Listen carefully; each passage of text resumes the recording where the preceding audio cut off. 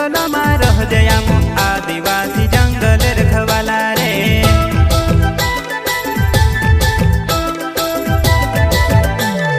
चल जंगल जमीन काजे पूजे रे आदिवासी दुनिया ने रखवाला रे।